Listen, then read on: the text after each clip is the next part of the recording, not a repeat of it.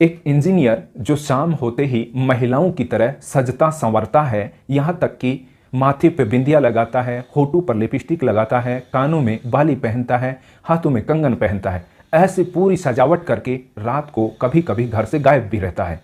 तो क्राइम से जुड़ी इस इंजीनियर की अजीबोगरीब कहानी, जिसे देखने के बाद खुद आश्चर्यचकित रह जाएंगे, दांतों तले अंगुली दबा लेंगे। तो नमस्कार, आदाब, मैं हूं वीके सैनी। आप देख रहे हैं जयपुर वाला यूट्यूब चैनल के साथ सच्ची क्राइम कहानी। आज की क्राइम से जुड़ी ये कहानी मध्य प्रदेश के इंदौर की है। यहाँ पर लसोड़िया नामक स्थान पर महालक्ष्मी नगर एक जगह पड़ती है। उस महालक्ष्मी नगर में एक पीड़िता है जिसकी शादी 34 साल के दिनेश्वर से होती है 29 अप्रैल 2018 को। ये दिनेश्वर वहीं का रहने वाला है। उसकी शादी युवती से होती है 29 अप्रैल 2018 को। दरअसल में उनका अफेयर था, दोनों की ये लव मैरिज थी। घर वाले राजी नहीं थे क्योंकि उनकी दोनों की जाति अलग अलग थी। इसके चलते फिर भी घर वालों को जैसे तैसे मनाकर वो शादी कर लेते हैं। शादी के कुछ दिन बाद दिनेश्वर अपनी पत्नी को लेकर इंदौर से पुणे आ गया। पुणे आने के बाद पत्नी रात को देखती है कि उसका पति पत्नी के साथ रूम में नहीं सोता है, वो अलग रूम में जाकर सोता है। पत्नी चाहती है कि वो नज़दीक आए, उसके साथ समय बिताए, संबंध बनाए, लेकिन पति ऐसा नहीं करता। पुणे आने के बाद वो हर शाम को पत्नी से अलग जाता है, दूसरे रूम में जाकर सो जाता है। पत्नी इस बात को लेकर चिंतित थी, परेशान थी कि आखिर ऐसा क्यों हो रहा है।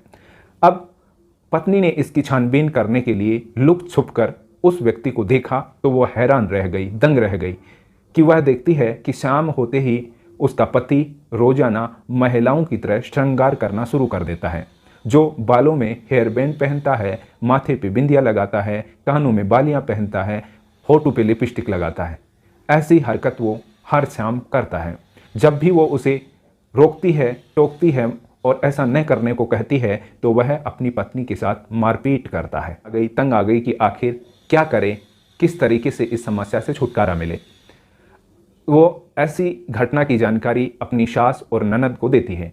सास ननद भी उसे ही डांटती हैं और उसे ताने मारने लगती हैं। अब ऐसा वाकया होता है तो एक रोज़ खुद उसकी पत्नी दिनेश्वर इंजीनियर को समझाती है कि वो ऐसा ना करे, ऐसा करेगा तो उसके खिलाफ कानूनी कार्रवाई की जाएगी। तो ऐसे में दिनेश्वर ने उसकी अपनी पत्नी के साथ मारपीट की गई, यहाँ तक कि उसके गुप्तांग को भी चोट पहुँचाई गई। उसके बाद वो अपनी पत्नी को यह कहकर इंदौर यानी कि अपने घर पे उसको ससुराल में छोड़कर चला जाता है कि उसकी जो बहन है वो बीमार है। वह उसे इंदौर छोड़कर चला गया अपने घर पर और वह वापस खुद पुणे आ गया। अब पुणे आने के बाद वो उसकी पत्नी फ़ोन करके उसे समझाती है, मनाती है कि वह खुद भी यहाँ पर इंदौर में आ जाए और यहीं रहने लगे। लेकिन दिनेश्वर नाम का वो इंजीनियर, वो शख्स ऐसा नहीं करता। ऐसा नहीं करने के बाद खुद उसकी जो पत्नी है पुलिस में एक रिपोर्ट दर्ज करवाती है और वह सबूत भी पेश करती है कि उसका पति ऐसे हर शाम को महिलाओं की तरह सजता संवरता है और उसके साथ संबंध नहीं बनाता, उसके साथ में वो समय नहीं बिताता है। इसके चलते मामला कोर्ट में जाता है और कोर्ट महिला एवं बाल विभाग को एक रिपोर्ट तैयार करने का आदेश देती है। महिला एवं बाल विकास विभाग जो है उस महिला के सबूतों और उसके दी गई जानकारी के मुताबिक एक रिपोर्ट तैयार कर कोर्ट को सौंप देती है। कोर्ट उस रिपोर्ट के मुताबिक यह मानती है कि इस महिला के साथ घरेलू हिंसा हुई है और घरेलू हिंसा से पीड़ित इस महिला को उसका पति प्रति माह 30,000 रुपये भरण पोषण के रूप में देगा और ये 5 मार्च 2021 से देना पड़ेगा। ऐसा कोर्ट का ये आदेश आता है 16 जून 2022 को। कोर्ट का यह फैसला आने के बाद उस महिला को इस तरीके से कुछ न्याय मिल चुका था, लेकिन वो महिला अगर विवाह करने से पहले ही सावधान रहती, सतर्क रहती तो उसके साथ ऐसा नहीं होता और समाज में इस तरीके से उसे नीचा देखने की ज़रूरत नहीं होती। क्योंकि हम देखते हैं कि लव अफेयर एक अलग मामला है, कुछ दिनों तक वो चल सकता है, लेकिन उस शादी के बाद उस महिला या पुरुष के साथ आपको पूरी ज़िंदगी बितानी होती है।